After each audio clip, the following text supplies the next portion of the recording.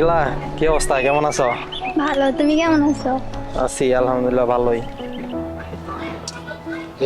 হ্যাঁ বলো, এত জরুরি ডাকছো, কি হয়েছে? জানো, বাবা বিয়ের জন্য জ- ছেলে দেখতাছে, কিন্তু আমার এসব ভালো লাগে না। তুমি আমারে কবে বিয়ে করবে বলো না। হুম, করবই তো। তুমি তো জানো আমি এখন বেকার। আমার বাবা একজন দিনমজুর, মাত্র পড়ালেখা শেষ করলাম। ছোটখাটো একটা চাকরি পেলেই তোমাকে বিয়ে করে আমার ঘরে নিব। সত্যি বলছো? আই, শোনো একটা কথা বলবো, কেমনে যে বলবো। আমার বান্ধবীর বিয়া দাওয়াত করছে, তো যাইতে হইব। বাবা তো টাকা দিবেন, আমার কাছে একটা টাকাও নাই। যদি তুমি কিছু টাকা দিতা। টাকা? কত টাকা? বেশি না, 10,000। তুমি তো কাছে তো অত টাকা নেই। তুমি তো জানোই আমি এখন বেকার।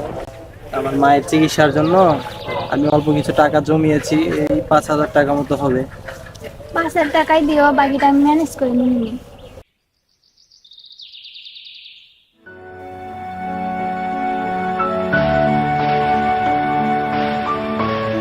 তোমাকে অনেক অনেক ধন্যবাদ। আচ্ছা, আমি আসি তাহলে। ঠিক আছে, তাহলে যাও।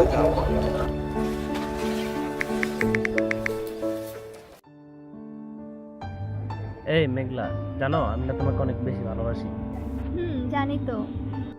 চলো না আমরা বিয়ে করি। করবো তো। তোমার বাবা মাকে আমার বাড়িতে পাঠাও বিয়ের প্রস্তাব নিয়ে। হুম, পাঠাবো। সামনে শুক্রবারেই পাঠাবো। ঠিক আছে। এই চলো না, একটু ঘুরে আসি। আচ্ছা ঠিক আছে, চলো।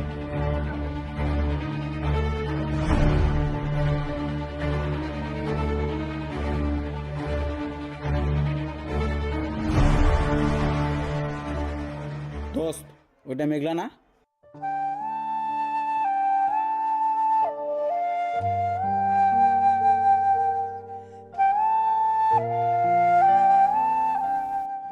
এক্সকিউজ মি ভাইয়া।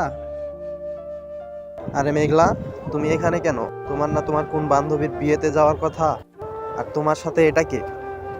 আরে মেঘলা, এই কি বলছে এসব? কোনোদিন কিছু বুঝতে পারতেছি না। কিছু না। এই কে আপনি? বারবার আমার নাম ধরে ডাকতেছেন কেন? পাগল? কোথা থেকে যে সব আসে? আরে এতদিন তো পাগলই ছিলাম। পাগল না থাকলে কি তোর মতো বেইমান রে মন দিতাম? দিতাম বল?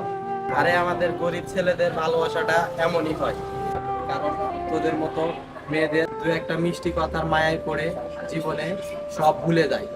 আল্লাহ আমাকে বাঁচিয়েছে তোর মতো বেইমানের কাছ থেকে। ভালো থাকিস।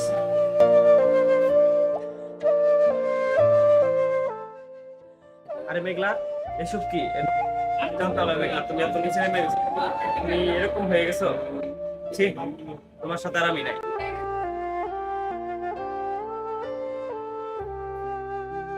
এই রে ভালোবাসা, একজনের স্বপ্ন ভেঙে আসছে আরেকজনকে স্বপ্ন দেখাতে।